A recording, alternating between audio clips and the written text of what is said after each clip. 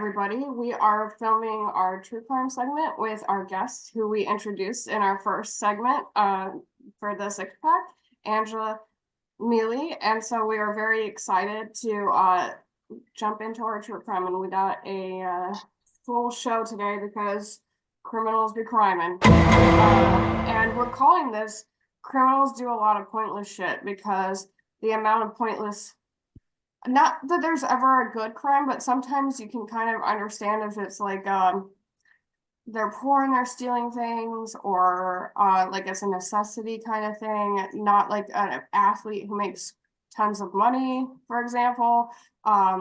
Sometimes things happen in self-defense that we can rationalize, but this time it's just a lot of pointless shit. So first up, and because we spent some time off in the holiday season, a lot of things happened, so we're kind of catching up a lot today. So we're going to be discussing things that happened in like the last month or two.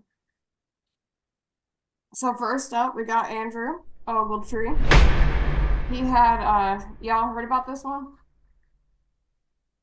No? Okay. Yeah. So we got he's Doesn't sound familiar. Yeah, I didn't recognize him either. We got a post-Christmas conflict with our boy here. It goes without saying that DV is always stupid as shit. SCLR Bruce Rivers from YouTube says everything can be solved with words, not with our hands. So we should try that, especially Andrew. So there's a dispute with the 25-year-old and his girlfriend the day after Christmas in Indiana. He is facing 2 felony charges: domestic battery in the presence of a child younger than 16, his young son, and domestic battery resulting in moderate bodily injury, his girlfriend. Warrant was issued on Thursday, December 28th, and he turned himself in on the 29th. So his girlfriend broke his phone after finding out that he was cheating. And then they were arguing, and he sort of said, like, hit me. So she tried to smack him, which is not okay, just to reemphasize. In result, Andrew allegedly body slammed her into the ground. When she was lying on the ground, he told her that they will never believe you. And she managed to crawl her way into her bedroom and was able to call her sister and request an ambulance on the phone. So when she was doing that, that's when he said they'll never believe her.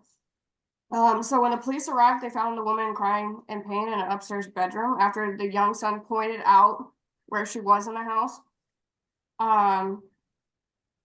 Yeah, so they placed her in a cervical collar and took her to the hospital for further treatment. He's being held without bail and is placed on the NFL's exemption list. Remember, this happened a couple weeks ago, so like it actually mattered at that point because we know the Colts didn't make it into the playoffs. His girlfriend had blunt force trauma, contusions, and swelling from her shoulder blades to her middle back. So there's our first domestic battery for the day. There will be many. We end up having a lot of those, Angela, as a guest of the show. In fact, sometimes it's hard to keep them all in track. Okay.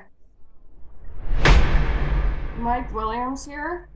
He passed away, and we wanted to bring that up in 2023. The young man had a construction site accident. He's the 36-year-old former Bucks wide receiver. Yeah, so he had a construction site accident because he was working there that left him paralyzed partially in August of 2023, and then he passed away a month later. His cause of death was listed. This is kind of crazy, y'all. As bacterial sepsis that left abscesses in his brain and tissue death in his lungs, along with pneumonia. The sepsis was due to multiple untreated cavities and retained dental roots. And that's just like when you get a tooth extraction and they forget to like get the roots at the end, just so we all, yeah. And he also had atherosclerotic cardiovascular disease, which is like the plaque buildup and hardening of arteries that contributed to his death. So I didn't even know that was possible. I mean, I know that they say like decay can be bad for your heart or whatever, but definitely like kind of crazy. Get your teeth checked. And Williams is socially drinking, smoking schmeat, and using kratom which, although is legal, has been known to cause adverse heart effects, which may have played into his atherosclerotic cardiovascular disease. And there's no evidence of foul play in his passing away. And I was like, oh wow, like a football player working, because we always seem to think that for some reason that they're all like rich forever, but just goes to show. And what a tragic incident on a construction site. Oh my goodness. So R.I.P. Mike Williams. So we got a bag of chips here. 11-year-old shot his football teammates over a bag of chips in Florida. He's facing 1 count of attempted second-degree murder over it. It appears that the 11-year-old was being bullied by 2 teammates over the bag of chips. A video recording of the event showed the young boy being chased in the direction of his mother's car. He reached in from the passenger seat and grabbed his mother's firearm that was in an unlocked box underneath her seat. He was aware she kept it previously. And she was in the driver's seat and the entire time before and during the incident.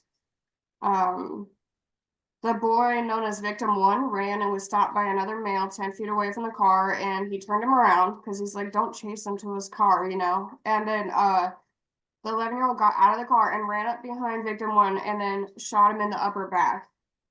And then he runs away. And then allegedly the second victim was struck by the same bullet, leaving the body of the first victim, and it grazed his arm. When the police arrived around 8 p.m., they saw Victim 1 laying on the ground in the parking lot, and Victim 2 was holding his arm close to him. And then they had the 11-year-old was being shielded near the car by his mother and a man, I guess because they were obviously probably afraid of retaliation. So he was at the time of the incident detained in juvie, and the police are planning on pressing charges against the mother too for having like an unlocked firearm that the kid can so easily access. And I don't want to go for knock a child who's 11, but that was definitely some pointless shit and wild. So that's some football fun. Be careful at practice, kids. All right. So Jerry Jones, our favorite owner ever, he is living in the courtroom lately. He is expected to be called as a witness for the Sunday Ticket lawsuit that has been working through court since 2015. Sunday Ticket is being portrayed as an antitrust violation, and I don't really understand all those words, so I'll look into that more, but it means something. And Jones is being called because he's a member of the NFL's broadcast media committees. He's still avoiding giving his DNA for the paternity test surrounding his alleged daughter. And she's still suing him for defamation. So that's where we're at there. And then he has another one. He'll be facing an actual assault lawsuit in March of 2024. Because in 2018, Jones allegedly kissed a woman on the mouth and then forcibly grabbed her without consent, which, if you look at him, is probably like the stuff of our nightmares. The lawsuit was originally filed in 2020, but was dismissed in 2022 due to alleged victim not providing enough information. So a Texas appellate court overturned the decision to dismiss it, and the Supreme Court of Texas agreed. So she's been allowed to refile the lawsuit, adding more information. And so that is the personification of pointless shit. Derek Ward here, we are discussing him because he's been robbing gas stations in Los Angeles and God knows what else. I guess there's a few more stores. So he recently pled not guilty to 5 second-degree felony robbery charges. And he'll be appearing in court again in February and is currently still in custody. And I said it appears to be pointless shit. It's an ex-NFL player. Surely he doesn't need to rob gas stations for money, right? And then I was like, maybe, and maybe not, because 78% of former NFL players declare bankruptcy or are under financial stress within 2 years of retirement. So, 78%. That one shocked me. I don't know. Does that surprise y'all? Because I'm like, we just assume that they're like made of money forever. I think it depends on the player. Yeah, Imagine like how much money they made while they were playing. How did they spend their money? yeah, Just I think it's a long list because the lower level players, I do get it. right. Not But that I'm excusing it. I get not having the money. yeah, A lot of pro athletes are just bad with money. Hmm. Nobody guides them along the way, you know. So it's understandable to have. yeah, I kind of feel like if there's 78%, that is such a huge number that is clearly like a real issue, and we should.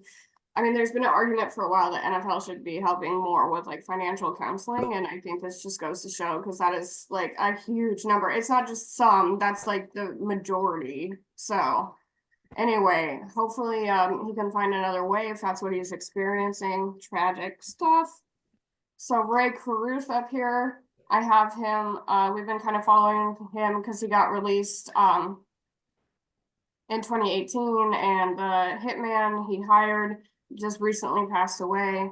Oh, no. Okay, so I have a photo of him when he was young, and then his son, um, Chancellor Lee.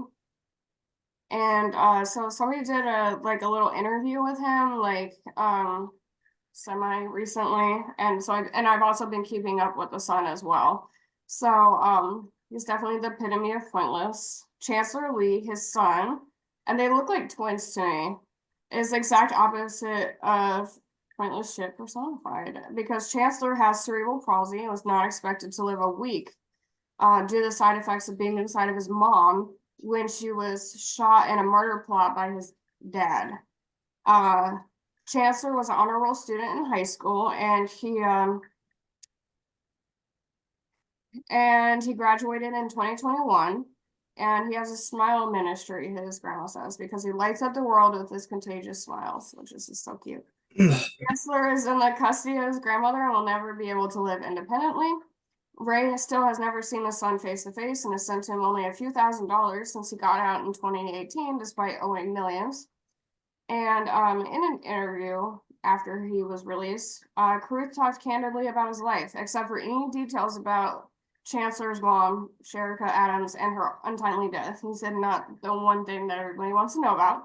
So he showed off a bracelet his mom gave him that had the dates of his incarceration, like on one side, and the words never forget on the other. So he was incarcerated for nearly 20 years, 1999 to 2018. Ray was excited to speak about his conversion to Islam while in prison.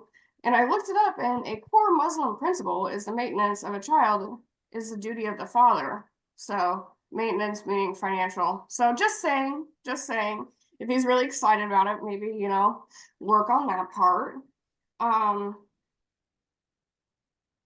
and it's unclear where he is now. He wanted to live in anonymity post-release, and that very much appears to be a goal he has met. So there's been like sightings of him, but nobody's quite sure where he's at. But definitely not with his son. We know that. So, yeah, y'all remember that? That might be a little bit that was definitely before y'all's time. But it was definitely one of those tragic true crime stories that have kind of lived in infamy in the NFL. John Gruden here. There's a rumor that he might be a coach again. He was hired as a consultant by the Saints last year, with no blowback from the NFL, but he has a pending possible position as a full-time coach. And we're not sure how the NFL is going to respond to that, considering they're in a lawsuit. And I didn't really think about it that much, but that does seem to be a weird situation.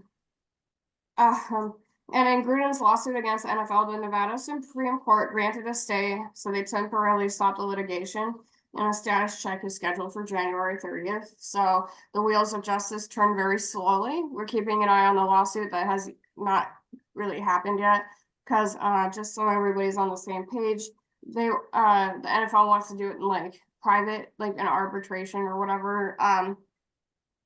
and like have it settled outside of court. And John Gruden says, I want everything to get aired out in court. And so there's a little argument over that right now. I'm still hoping that we can get it in court because I want to see all the mess.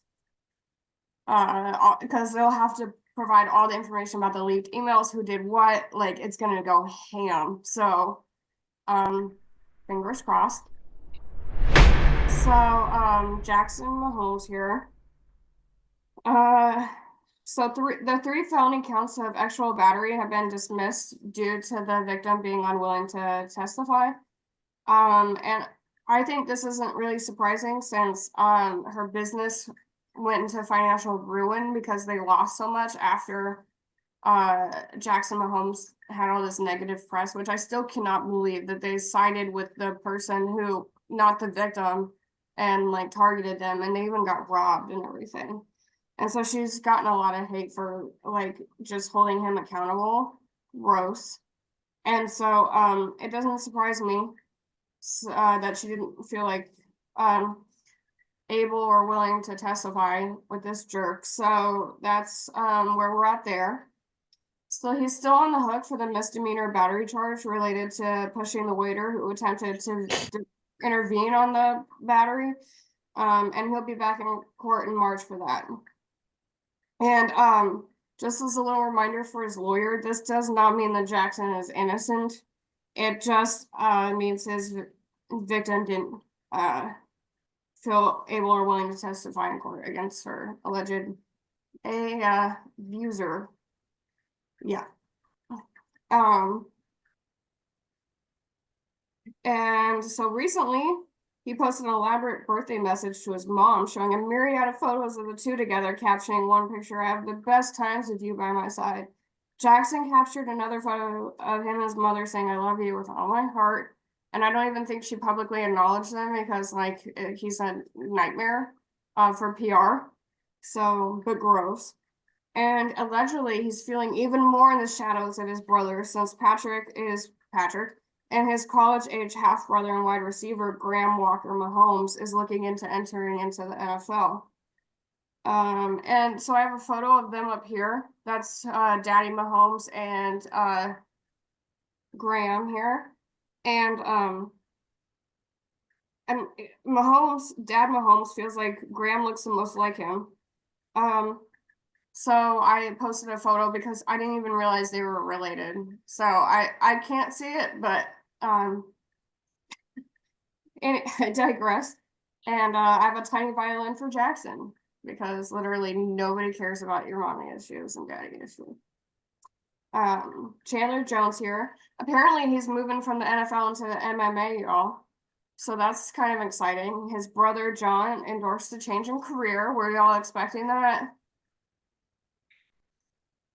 I'm not surprised. No. I wasn't expecting it, but I'm not surprised by it. Right. Ryan, are you gonna catch him on? I just wow. And ladies, Jones wants you to know that he's been single for 6 years, despite living with his mad baby mama, as he describes her. And he wants us all to know what he's working with because he wants us to know that he's single and looking to mingle in the bed. That is why he keeps showing off his package on social media. And he said that in a podcast, by the way. So he really wants us to know. And he also believes CTE is fake, which just seems on par with him. And y'all know that phrase where they're like, people who are actually insane don't know that they're insane, but like people who are, yeah, you can get wrecked. Yep. And Dale Mooney here. Tragically, Mooney lost his life after a brawl at Foxborough, as you know. And we can and there's not a better description of pointless shit because football fans should never be physically fighting during a game, and it's not a matter of life and death. Like, so get a life.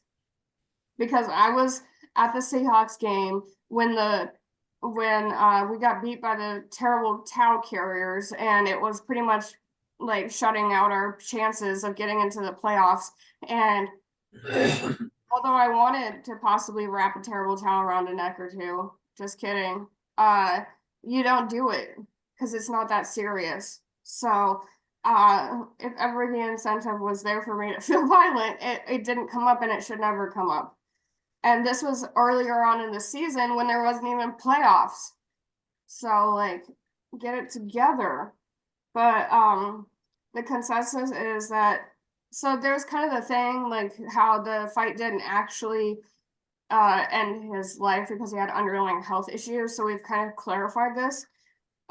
He had underlying heart problems, but the fight sent his heart into an abnormal rhythm that ultimately led to his death. So although he had like an underlying condition, it was exaggerated by the fight. So they're still on the hook, although not for death. So like that's kind of one of the reasons. They're facing assault and battery charges. So because they don't feel like because of the underlying conditions, they're going for like a lesser. So that seems pretty fair to me, and it's kind of cleared up. John Vieira, one of the charged men, made an appearance in court last Friday, and he pleaded not guilty and requested a public defender, and he's returning in February for a pre-trial hearing.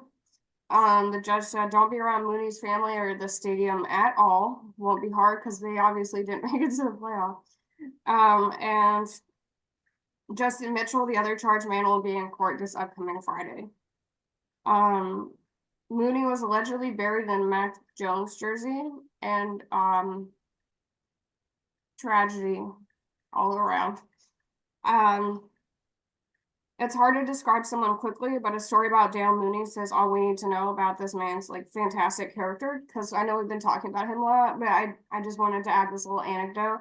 In 2009, Mooney saw a little girl caught between rocks near a jetty at Hammond Beach in New Hampshire. The waves were coming in so hard that she couldn't stand up on her feet and kept falling between the rocks, trying to keep her head above the water. The little girl was attempting to retrieve her boogie board from the water, but quickly became trapped as the tide began to rise and the wind was 30 miles per hour. So Mooney was able to make his way through the waves to the little girl. And the waves were even knocking him over. They were so strong, and he's 6'3". He would tell her to hold her breath when the waves came, and in a short break of waves, he told her to jump on his back. They were so, and he managed to fight his way back to the shore despite 2 to 3 rounds of intense waves on the way. Onlookers applauded, shook his hand, and told him that was one of the bravest things they've ever seen. The little girl thanked him and then ran back to her family, and he never heard or saw from her again, which I thought was kind of ironic. And then, or like odd that they didn't like reach out, but whatever. And after the rescue, Mooney was very sore and had bruised ribs, cut shins, and swollen knees the next day. So that's the kind of guy that they pointlessly took the life of. And I thought that was a sweet story. So Jack Jones here. I don't know if y'all saw it. Did y'all see the Grinch memes and everything with Jack Jones? Yeah, so he's been called the NFL's Grinch, and he absolutely has owned it because the Raiders got a pick six after intercepting. He got a pick six after intercepting Mahomes. And what can be described as a pointless act, Jones offered the ball to a little boy in the front row of the stands. Jones swears he didn't snatch the ball away because he's cruel. He said he was trying to protect it from the adult behind him who tried to steal the ball from everyone. However, Jones left with the ball. He didn't actually ever give it to the little kid, and which made him an A1 asshole. And so he got called out on social media for that, and he posted a photo with the Grinch over his face. But he says, I wasn't that bad. I was trying to protect it. Then why didn't you give it back? Anyway, so there we go. Mel Tucker is discussed last week. Mel Tucker's appeal on the actual harassment charge that he had was denied. The investigation into whether or not the MSU Board of Trustees member leaked the name of Mel's victim is closed too. The investigation into alleged leaking revealed that the board member was fully exonerated of those allegations. A full report will be released in the future, but unless something really exciting comes back, this is the full end of the chapter. And a lesson from it all, don't be gross. Honestly, people. So Ryan, are you sad to see Mel Tucker's story go? Because we've been covering him for a minute. No, I'm kind of tired of hearing about him, to be honest. Yeah, basically like a while ago, because it's like how many times do we have to discuss his gross ass? But here we are. So Antonio Brown, in a weird twist of fate, the man who's been in our lineup more than once, particularly for his issues with not paying child support, is announcing he is having his 7th child. He did so by commenting. Yes. More kids to not pay for. Yep. Good for you, Yeah. Tony. He made this announcement by commenting on an unidentified woman's social media post showing the woman holding a positive pregnancy test. His comment was, "Fuck it, I'm rich. Let's do it." You know why he's so rich? Because he doesn't pay child support. Yeah, how rich will you be after you pay all 7? Who knows? Um, so Brown, in the holiday spirit, along with our man Jack Jones here, called out Michael Irvin, telling him to lay off the coke. He also called him an epithet used to describe gay people and said that people from Miami would slap the shit out of your old ass. And Brown doesn't advocate for drug use. Who knew? And in November, Brown sued a movie producer for not paying him $2 million for a documentary-style TV show in association with Netflix. And to which I say an ironic move for someone who's rich, but you know, because 2 million shouldn't matter, right? But anyways, He's broke rich. yeah, he's broke rich. Don't know what that means, but maybe I he'll mean, tell us. it means he's rich, but like he needs that money. Yeah, he'll tell us all about it on one of the CT Sundays. Yeah, like I loaned you $14 2 weeks ago. I need that money back. Okay. Even though he never paid anybody ever. But that's another story. So we got other sports here. There's an extraordinary amount of golf club shenanigans recently. I don't know if y'all knew that there's such a popular issue that surrounds golf clubs and golf courses related to true crime in the last couple of months. And you know, I played golf in high school and I never felt like it was a violent thing, but I have learned today. Okay, so we're gonna cover some of the hot ones in the last few months, related to golf clubs, and there are so many I had to pare it down. And so I don't know. Did y'all think the golf clubs were like a pretty common thing, or like and golf courses? Like, Well, I like being violently used yeah, depends on who you golf with, really. Because I mean, I've almost been taken out by a golf club or two. So you don't pay attention, you take your backswing. oh, okay, Come back, you know. yeah. None of these situations were anything like that. So I mean, it's Oh, pretty good. You could hit pretty well with it, I would say. yeah, no, you would think maybe I get that there's some danger to the sport, but we're just talking about that. You'll see what I mean. Like, I can see why it would be a weapon of choice. Yes, but again, probably not the way that you were thinking. Probably not. Yes. So, a store clerk in Minneapolis was impaled in the torso with a golf club. what? How do you wait? Hold on. He was impaled by a golf club in you said in the stomach, His torso, yeah. his torso. By who or what? We're getting there. Oh, okay, okay. And he died of the injury. Robert Scaff is his name, and he worked at the store for over 20 years and was an acclaimed ballet dancer. And a man with extensive mental health issues, untreated schizophrenia, for example, was evicted from an apartment building across the street from the grocery store a week before the incident and had assaulted several people living there in that week. Apparently, he took his violent actions across the street. Yeah. And he decided to impale somebody with a golf club Grocery clerk, yep. because he was evicted. You And said also mentally ill, yeah. So mentally ill, they're not able to stand for trial right now, which I don't know if y'all know, but is a really high bar because they will put pretty much anybody in there. So he has to be really messed up. But we are not excusing those kind of behaviors at all because it is up to you to handle your mental illness. there's a level of personal responsibility. It is just a factor. Did And he snap the golf club in half? not clear on that. Because like you gotta really like thrust that really I hard know. I with have a no idea. They didn't elaborate on that, obviously, I think, but like really unbelievable. Yeah, definitely not the golf club kind of related injury you would expect. yeah. I thought maybe beat somebody with it, but I believe he did that too, because oh he's okay. a legend. But Oh, maybe he broke in half, paled, and then beat him over the head with it. yeah, or maybe beat him over the head and then impaled him. Nobody's quite sure, but yeah. In Grapevine, Texas, the police were called to an apartment complex where a man was allegedly trying to break into vehicles. Well, while trying to leave the complex, the man got into his car and hit a civilian car and a cop car with a person in it while he was fleeing.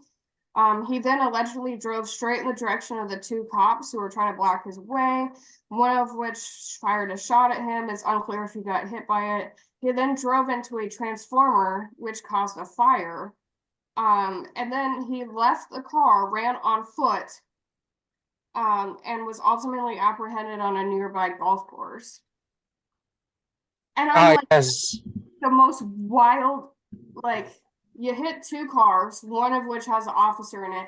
You almost run over two more officers. You hit a transformer, which causes the fire, and then you get out and you start running. Like, that is so much chaos in like a really short period of time. But Yeah. yes, He was picked up in the Grand Sonora Desert too. I don't know if you play GTA, but wait, a little bit. All I remember is the strippers or the sex workers or whatever. Um, oh, Julie. Colorado top golf employee left work early on December 23rd and returned to shoot up two of his coworkers in the parking. Well, he returned to shoot somebody up and then went for the two coworkers in the parking lot. He fired 12 times and killed one of his former coworkers, and he allegedly was seen laughing as he got back into his car. So be careful of your employees, your coworkers and employees if you work at a golf course. In Michigan, a woman was actually assaulted in the private golf course nearby the University of Michigan campus. She was attempting to walk to her car when she was victimized and brought to this like private golf course. So we have a lot going on these. Okay, so in Ohio, police officers had to shoot two dogs to death who were attacking Lawrence King, the co-owner of a golf ranch. So not clear what that is, but probably just a fancy way of saying a golf course. So thankfully, a man delivering packages saw the man being attacked and was able to call 911 in time. The man attacked by the dogs was brought to hospital with serious but not life-threatening injuries. And the dogs were the co-owner's dogs, and the delivery man knew the dogs, and he was shocked because they're typically very sweet with him and everyone else, and he like fed them treats and everything, so it's not clear what triggered them, possibly the golf ranch. So okay, and this one is wild. Okay, this last one is wild. I started with a wild one and ended with a wild one. Okay, a man was apprehended on a golf course mid-game when the cops rode up to the 8th hole with a borrowed golf cart. I just want you all to picture this, that we have officers rolling in on a golf cart. How'd they apprehend him? But Did they throw him in the basket? I guess they put him on the golf cart. The scammer pretended to be a Titleist rep and would sell people goods he never gave them. And he also would pickpocket wallets from the golfers while they were playing. He went to multiple courses in the area under different aliases in California. Okay. That's enough. I'm overloaded with the ridiculousness of golf courses. Okay, but I just need y'all to picture this because it seems like something that would be in a comedy from the 2000s. Like all these police officers riding in on a golf cart and apprehending this guy. So Stephen Curry, some fans went way too far. Curry had an 18-year-old fan at the time, he's now 19, clear his security fence by randomly punching in numbers until the gate opened.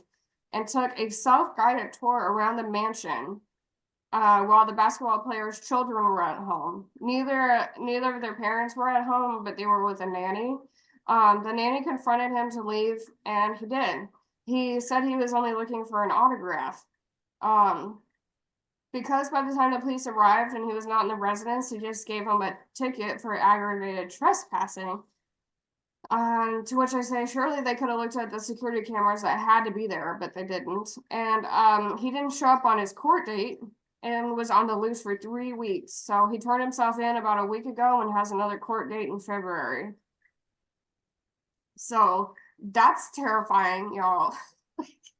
Cannot imagine. And what a weird system, just like punching on the numbers until like hoping it'll open. How do you just punch in the numbers randomly he said. without something? He just kept going and it worked eventually. I don't know. I'm amazed that it didn't set off like Yeah. a silent alarm to like the police station or some shit like that. Yeah. After like 5 tries, or it doesn't work. Something in the house, or maybe like a security program or something, but maybe maybe the nanny didn't know where that was in the house or what that was, so it's hard to say. I don't know, but it didn't seem like it did because they had to call, the nanny had to call the cops. But their like total lack of like follow-up on this is really scary to me. They just gave him a ticket and said, on your way. Like, bruh, he just broke into this guy's house when his kids were there, like, and was just walking around. Like, that nanny needs a raise. I'm just gonna say that. Because she literally confronted this guy, and that could have gone any type of way. Yeah, so moving on, Scott Erickson. Do you know him, Ryan or Angela? Because I don't know that much about baseball. Yeah, he pitched back in like the early 2000s, late 90s, I think. Yes. Yeah. So he had a little kerfuffle with his girlfriend, and not the kind that you're thinking, but he was allegedly possibly drunk driving, stupid, racing, also potentially allegedly very stupid. Rebecca Grossman, Scott Erickson's former significant other, is facing trial now after a horrific incident in 2020. On the fateful day in September of 2020, Grossman and Erickson were possibly racing, or possibly Grossman was following him home. But either way, she was going at least 81 miles per hour on a residential street. The couple allegedly had been drinking cocktails earlier that day, and a mother and her 3 children were crossing a sidewalk when the couple was speeding through.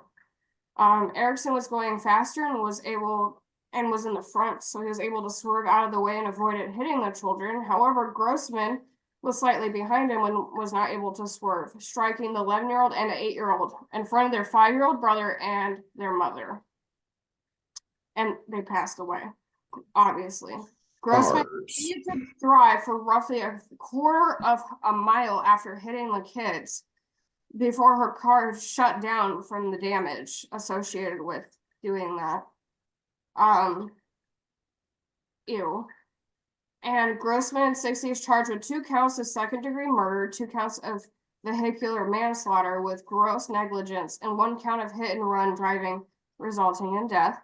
Erickson, 55, was just charged with a misdemeanor reckless driving. His case was resolved in February 2022, with a judge ordering him to make a public service announcement geared towards high school students about the importance of safe driving. And Erickson said, I didn't hit the kids. But, I mean, granted, it's not to say that he didn't do problematic things, but there is a difference. Lawyers are trying to imply that the police did not investigate Erickson's car at the time, like they didn't search it.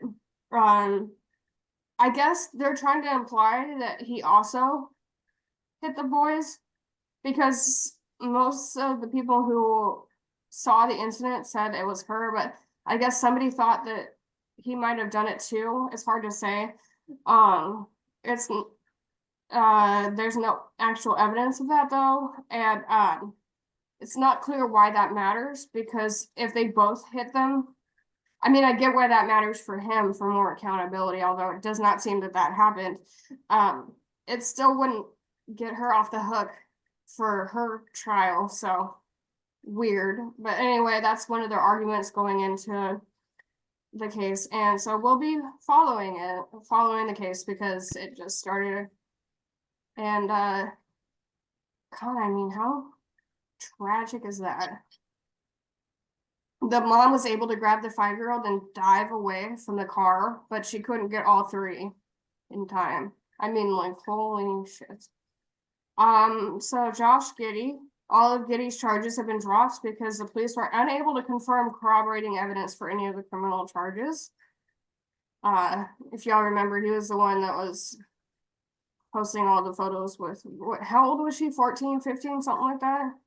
The baby that he was preying on.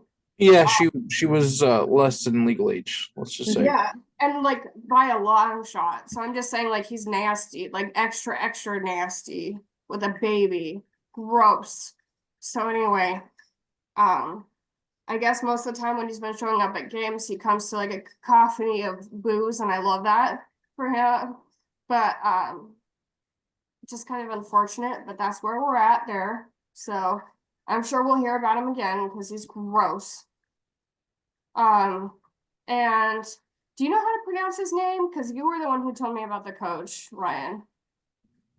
I do not, but I just knew that he Yes. he ended up passing away after his was a heart attack.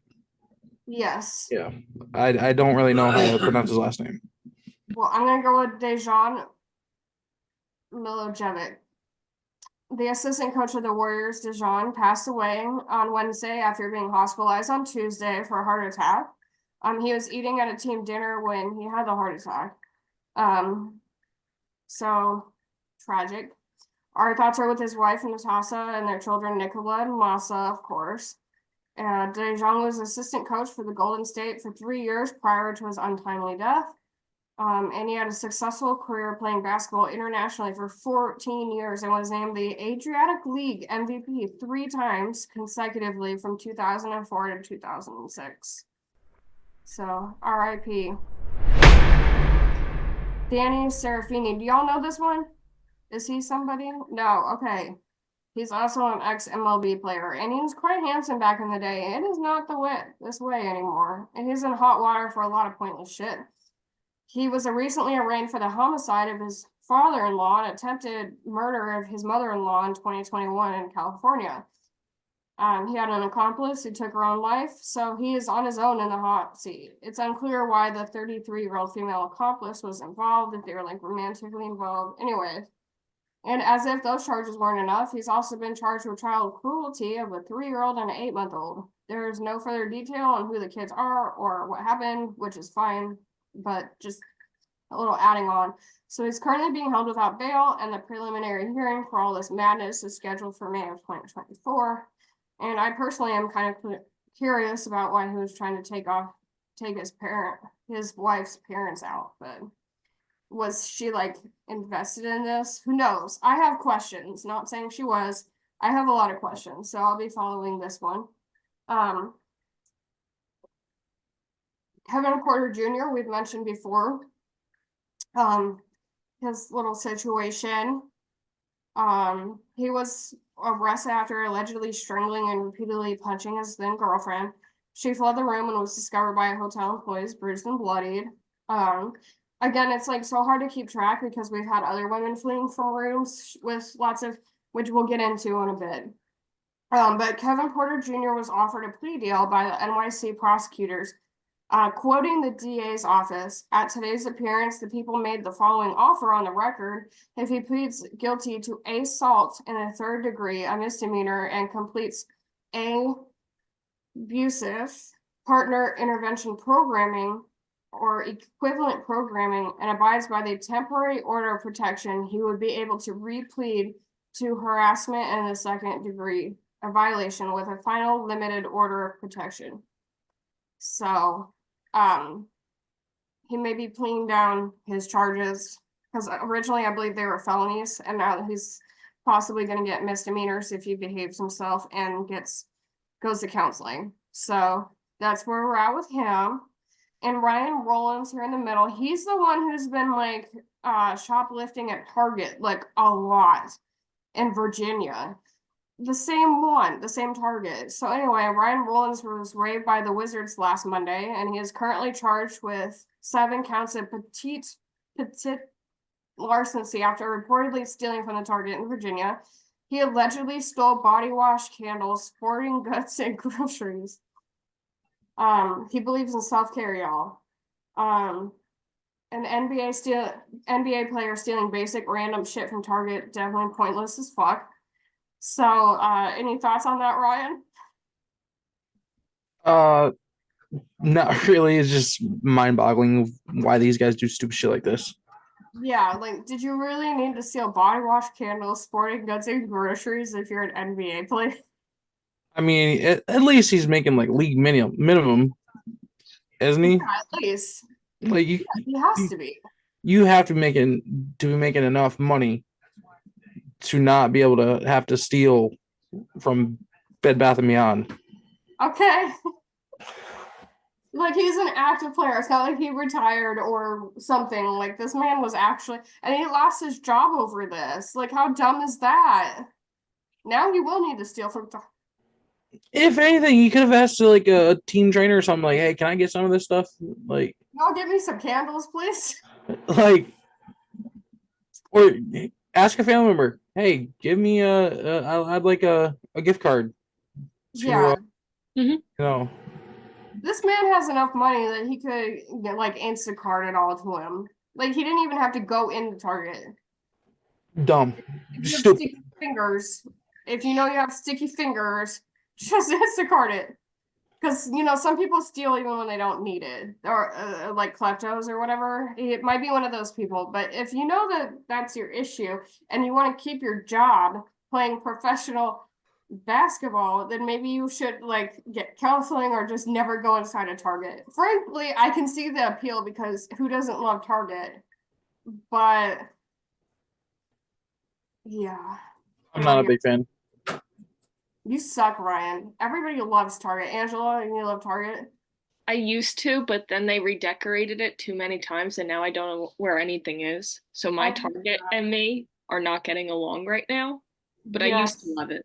Oh, they did that to my local Price Chopper. He just like moved everything. Yeah. Now I gotta acclimate myself with everything. Stupid. Yeah, the Target did that when I was still back in New Orleans, and they used to have this like really cute little cafe on the second floor. Then they moved it to the first floor and didn't have any seats. I'm like, rude. Man, the world's Sometimes you need a break when you're shopping hard in Target. You need a break. Mhm. So I would get a coffee and take a seat, but now they're like, no, get out. real. The world changed when Kmart got rid of their in-store restaurant. Hmm. We need the little Caesars back in Kmart, KFC or some shit. We don't even have, as Kmart, are there any stores open? I don't think No. so. I don't think so. They all When you closed. said That you was a wanted to couple bring it years back, I'm ago. like, I think we're gonna have to bring back Kmart and this restaurant. Yes. I need to. Okay, I worked at Sears and I remember how cool it was to get like Skechers back in the day. Like, it was the biggest deal ever to go to the mall and get your Skechers. And it was tragic to me. It felt like my childhood was getting crapped over when it Serious. closed. Yeah. Ugh, okay, Man, I get new sneakers now and nobody asks me how fast I can run in them, and it kind of sucks. I know. They don't even light up most of the time. They don't even light up either.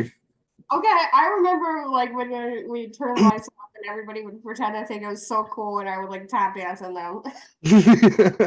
It's like Dance Room Monkey. Okay. Yes. Well, Walk like a seal. he's brought some nostalgia back to us. So thank you, Ryan. You're welcome. Oh, I meant Ryan Rollins because if you hadn't stole from the store, then we wouldn't be. Oh. You too, both of Man. y'all, the Ryans. Okay, so Alex Galchenyuk, do you know about him, Ryan? Alex Galchenyuk. Wasn't he the one we talked about way back when we first started doing this whole podcast? He was the one with the multiple layer hit and run shit or whatever. Let me see here. Well, Yeah. I think He was the one with the 2 generation Yes. hit and run.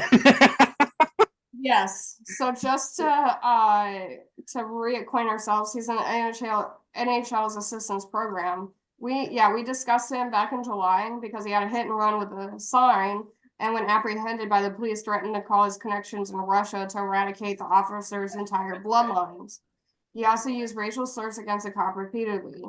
He later apologized to the cops and addressed his problematic relationship with alcohol. He was celebrating his new contract in Arizona that he lost. He lost it 8 days after getting it. Okay. He was distraught because his wife was given poor immigration advice and was deported from the US in 2022 back to Canada, which separated the couple. And he was really counting on this contract in Arizona to create stability for them. But recently, the nearly 40-minute body cam footage has finally been released, where the threats to kill cops' wives and the repeated racial slurs used for the black cop present were all on display. And although one misdemeanor charge of threatening was waived, with him being sentenced to 30 days, 27 of which was waived after successfully completing an alcohol recovery program and not drinking or possessing alcohol for a year. And apparently he's complied. So, yeah, he got all his 5 charges brought down to just the 1 for threatening the cops. And he's traveled to Russia to play in those leagues, but he's had very little success. So it seems like his career is donezo. Yes. But he was a fan favorite because he was very creative with his threats and his calls back to Russia. So Oh yes. yes. I can't believe this is coming full circle, Julie. I know. Like he was the first true crime segment, wasn't he? Or like before we had the true crime, like true crime. Like I know it was definitely right there in the beginning. Yeah. It was the first. Oh, back. and I'm sure we'll hear about him again. Oh yes, same as Wander. Yes. So Julio Urias, the MLB is holding off on their decision whether they're going to suspend him from the MLB or not until the LA City Attorney Office decide which and if he'll face misdemeanor charges. Urias is the first player to violate the MLB's DV, sexual assault, and child abuse police policy. There are so many things that would trigger YouTube in one sentence there, but laying hands on your partner, actual assaulting anyone, and then laying hands on your kids, basically. So the policy that was implemented in 2015, he's the first guy to violate it twice. So you know, that's the kind of true crime achievements we get around here. Definitely, his Xbox controller just like lit up hard. Okay. He, violenced domestically twice, once in 2019 and again in 2023. So there we go. And Wander Franco here. New info has Franco once again facing 20 years in the slammer because they were thinking about bringing it to a charge that was like 2 to 5 years. But as far as I can tell, that's off the table, and he's looking at 20 again. Now that's in the DR, right? Yes. The 20 years. Yeah. Okay. He was originally arrested on New Year's Day after not appearing in court in the Dominican Republic, and more of the details have been exposed. So he has a little WhatsApp message here. He says, "My girl," Franco allegedly wrote in Spanish, "if my team realizes this, it could cause problems for me. It's a rule for all teams that we cannot talk to minors, and yet I took the risk and I love it." Yep, exactly. I wrote puke after that. The 14-year-old girl had a tough dynamic with her mom, and she no longer lives with her and describes her mother as violent and a heavy drinker. So he picked a girl who's super vulnerable. Franco met the girl online and took her on a vacation trip on the coast in the Dominican Republic in December of 2022 for a few days where they did the statutory wrap. he did that, I mean. Franco would frequently send for her via helicopters and cars driven by his private drivers to take her on getaways. And at one point, the girl's mother actually paid for a taxi so she could go to him. The girl says that Franco was very comfortable showing her off in public. He wasn't even trying to hide. And when her mother first found out about Franco, she began telling him her daughter needed more things and asked for over $1,000 a month in payments. So that's how she handled hearing about that. Apparently, the girl's mother had used her daughter to leech off money from guys before, her partners and her daughter's partners. She always framed her daughter as needing something. For example, with the mother's ex-boyfriend, she said she needed something for school, she needs this and that. So she was always using her as a ploy for money.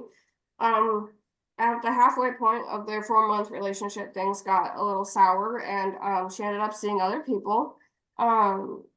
WhatsApp messages from that time show super creepy grooming techniques that Franco had. Franco wrote, "I would like you to forget everything you have learned to raise you my way." Yes.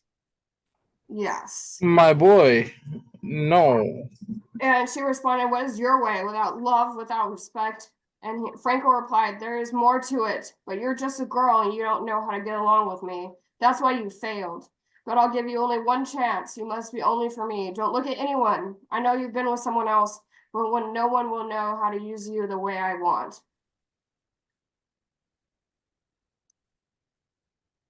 The girl didn't like this conversation, so she ended up speaking to a reporter, and her mom reached out to prosecutors.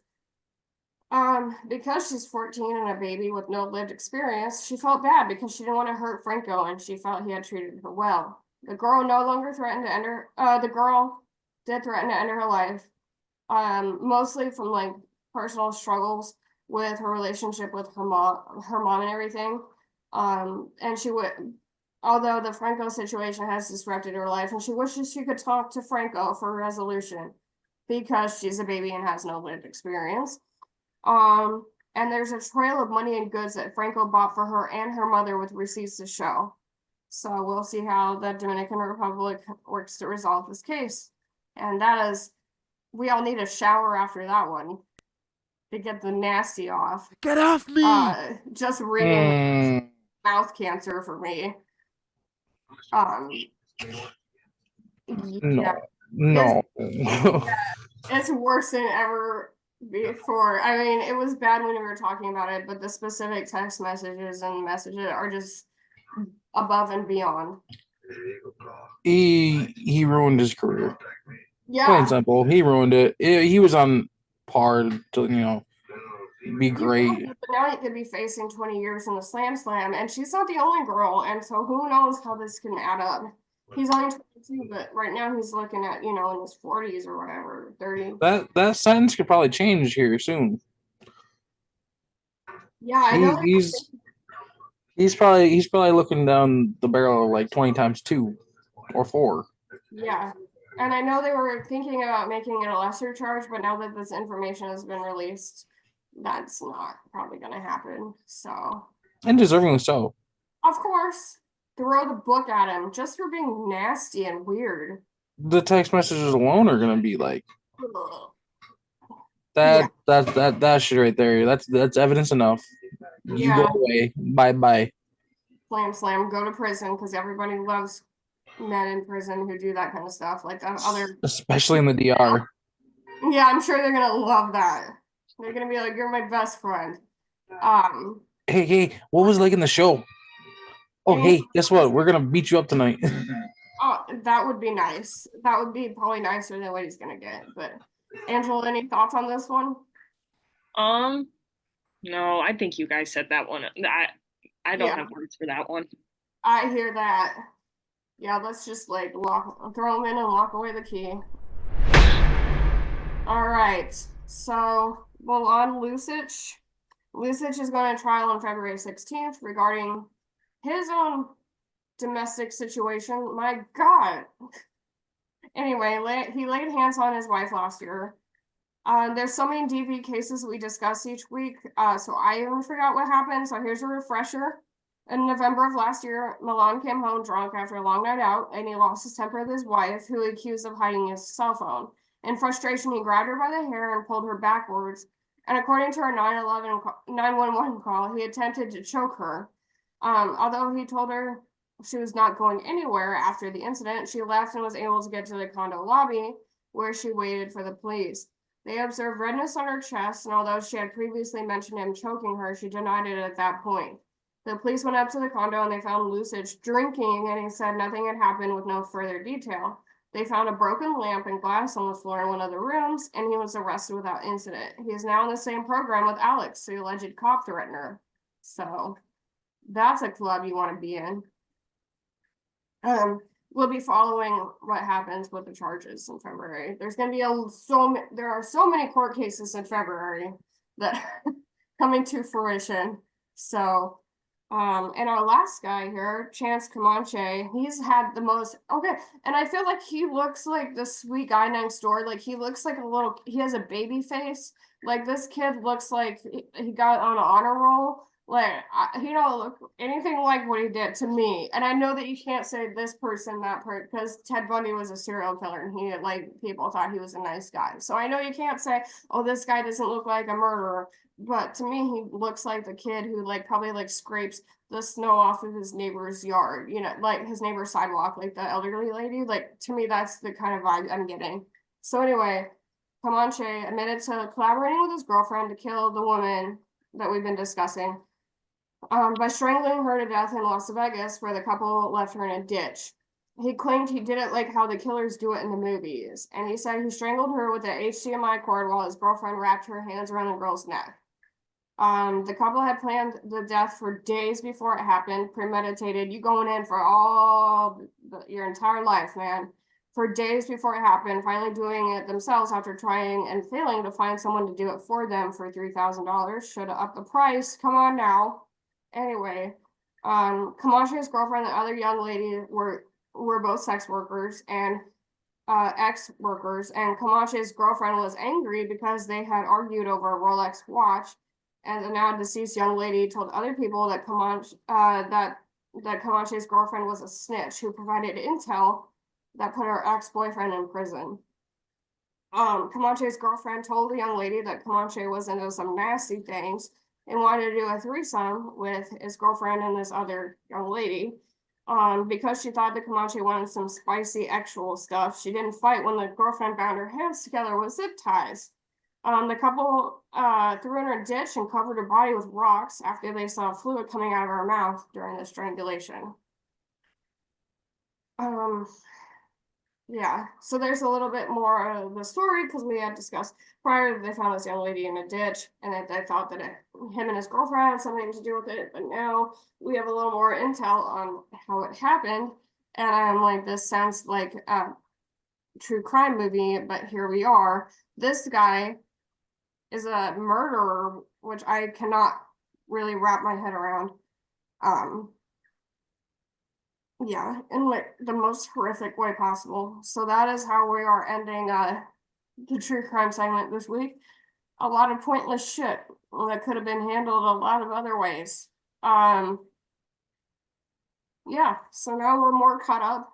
It's really shocking somehow, like when I Google a person's name, if there's some news, like I Googled Jackson Mahomes last week and nothing came up. And then this week it said 2 weeks ago, he got, the charges were dismissed. So sometimes I don't catch everything right away, but I think we've done a lot of the catching up. So here we are. Tons of true crime. So thank you, Angela, for participating in this week's true crime segment. And we will make sure to drop your social media in the description so everybody find it there. And just for a reminder, your Twitter handle is Instagram, right? What do they call it? Your Twitter is your full name, Angela Mealy, 11-8, right? 811. So Angela Mealy 811. That's my number of dyslexia. Let me tell you. Yeah. This happens so often. I used to deliver like for Uber Eats and I would always end up at the wrong house because I had always switched the numbers. Anyways, Yes. You heard it here, folks. And we'll make sure to have her Twitter again in the description, so make sure to read her stuff. We do a lot of writing on the same websites, and she's incredible. She has more information, like, as it happens than anybody else I know. So, yeah, anyway, thank you so much, Angela, for being here, Ryan, as usual, and our true crime fans, will be seeing you next week. Make sure to comment and like and subscribe and anything else, and let us know what you thought about our roundup this week. All right.